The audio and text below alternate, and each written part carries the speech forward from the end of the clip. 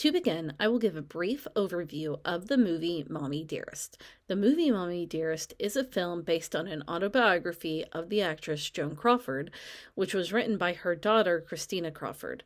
The film presents an exaggerated version of the events detailed in the book. The movie emphasizes the narcissistic traits Christina attributes towards her mother, Joan Crawford. Here is a brief overview. The film portrays Joan Crawford as a woman who is obsessed with her image and personal appearance. This obsession extends to her children as well, who she views as an extension of herself. Joan fixates on how others view her children. Any behavior from her children that she deems as a threat to her image is met with rage. The actress who plays Joan Crawford becomes completely enraged throughout the film, almost comically so, at any perceived rebellion from her children.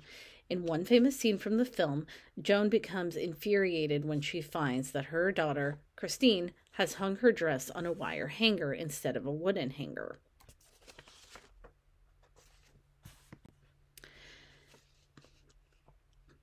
The incident escalates into Joan violently attacking her daughter with a wire hanger. This scene played up her abusive nature when someone, especially someone she sees as an extension of herself, defies her expectations.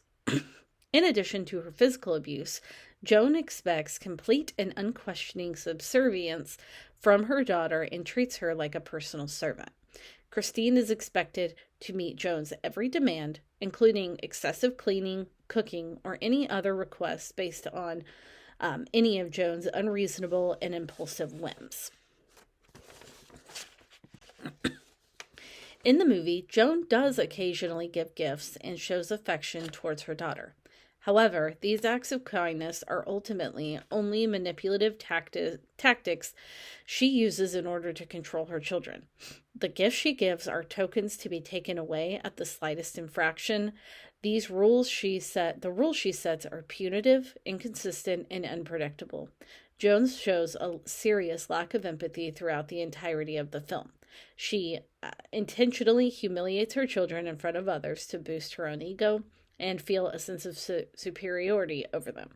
When her children fail to worship her or meet her unrealistic expectations, she retaliates with coldness and cruelty.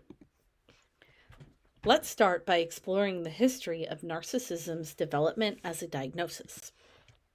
Narcissism has officially been recognized as a personality disorder for about 60 years, though the traits of NPD have very likely been observed for thousands of years. In the early 1900s, Austrian psychoanalyst Otto Rank was one of the first to define the idea of narcissism. In 1914, Sigmund Freud proposed his own theory about the disorder, linking narcissism to libido. Later on, during the 1950s and 1960s, two psychoanalysts named Otto Kernberg and Heinz Kohut put their research together and developed a theory Kernberg called narcissistic personality structure. Finally, in 1980, the evolution over many years of speculation and various theories presented by various professionals led to narcissistic personality disorder, NPD, being officially recognized in the DSM. So what is the official definition of narcissism today? According to the National Library of Medicine, NPD is a complex psychological condition that presents with a pervasive pattern of grandiosity, need for admiration, and lack of empathy. Psychoanalysts have identified two types of narcissism. The first is grandiose narcissism, which involves arrogance, attention-seeking behavior, and an inflated sense of self-worth. The other identified type of vulnerable narcissism. And vulnerable narcissism includes intense internal distress and fluctuating self-esteem. While some researchers view these as separate, most agree that they almost always coexist, manifesting in different ways. Narcissism's roots are thought to be partly genetic and partly influenced by parenting. Overly praising a child's superiority may contribute to grandiose narcissism, while cold or neglectful parenting can lead to vulnerable narcissism. So, how does narcissism present in most people? Well, recorded cases of NPD show that most cases, up to 75% of cases, occur in males. However, many narcissistic traits often go unnoticed in the general population. These statistics can therefore be hard to track. According to what we know, how do narcissistic traits present in most people?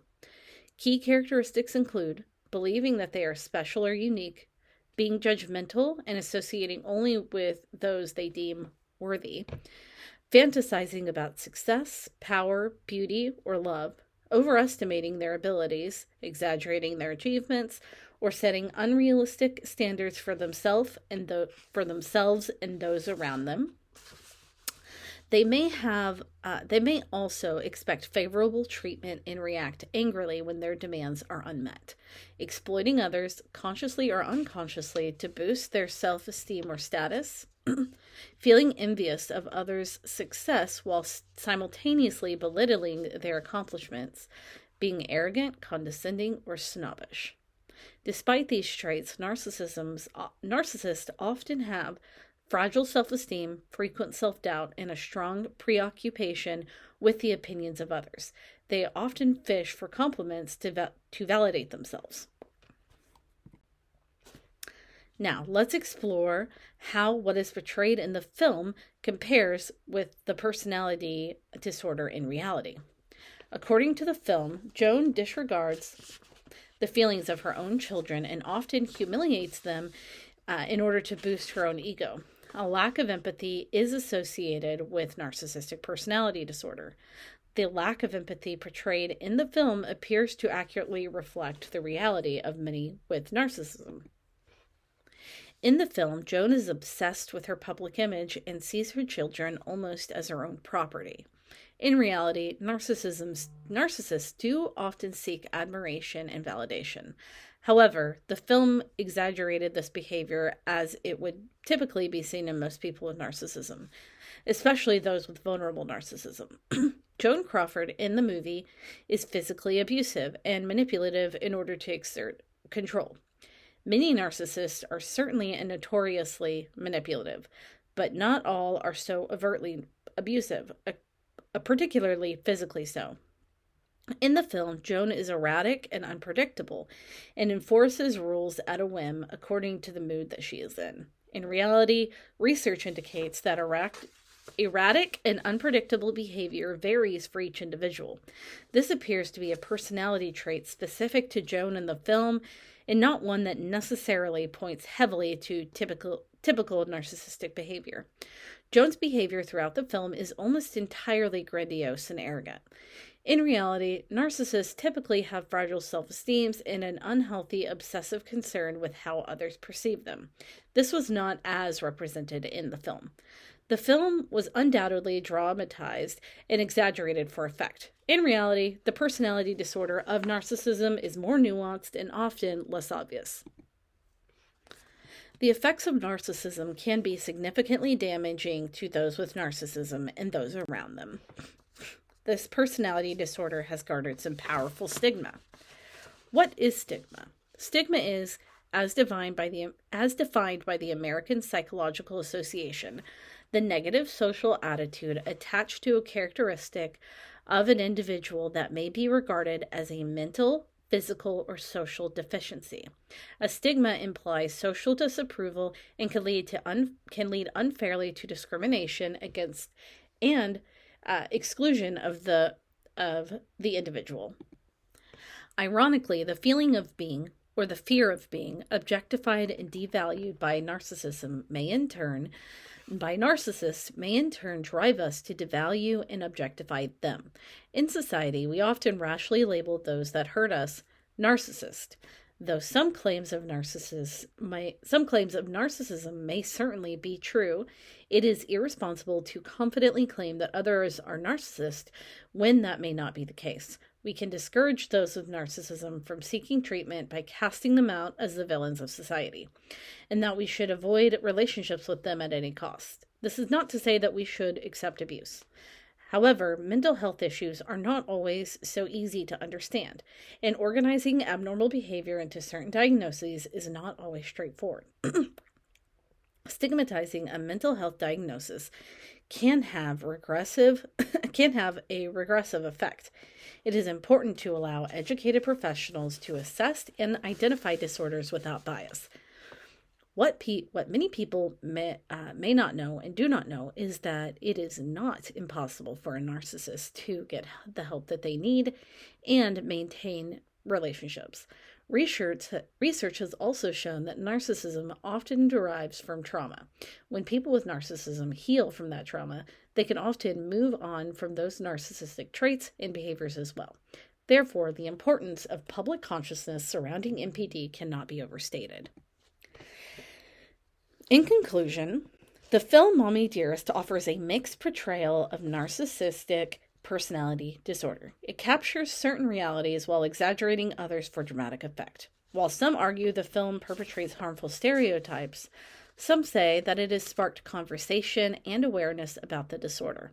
Ultimately, it has done both.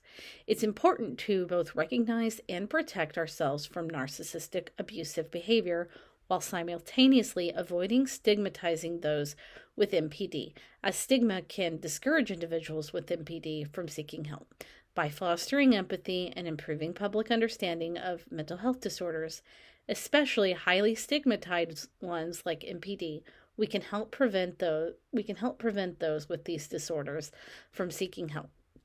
In the end, education is key to understanding complex and abnormal mental health conditions and achieving better outcomes for individuals and society as a whole.